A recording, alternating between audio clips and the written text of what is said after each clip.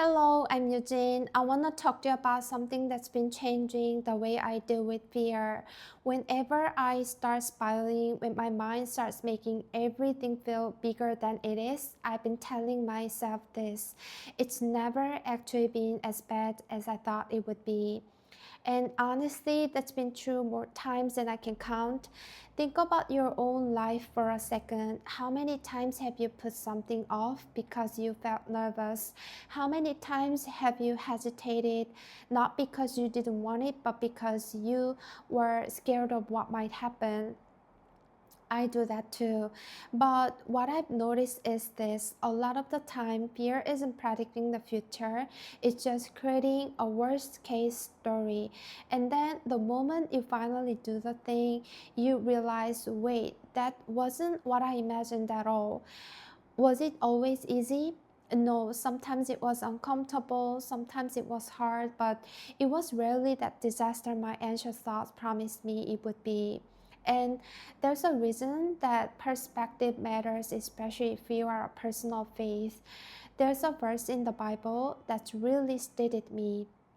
It's 2 Timothy chapter 1 verse 7, and it says, God hasn't given us a spirit of fear, but of power, love, and a sound mind. Just sit with that for a second. It doesn't say you will never feel fear. It does say fear isn't what God gave you.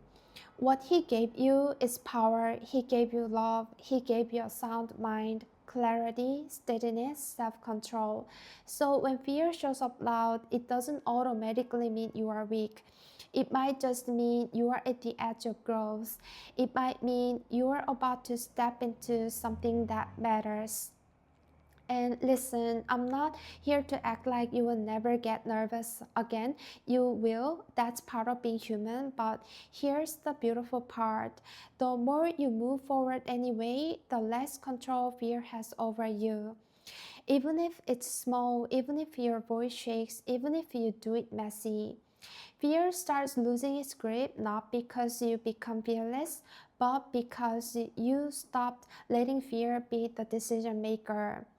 It's kind of like building strength, not overnight, not all at once, but every time you face something uncomfortable and you make it through, you collect proof.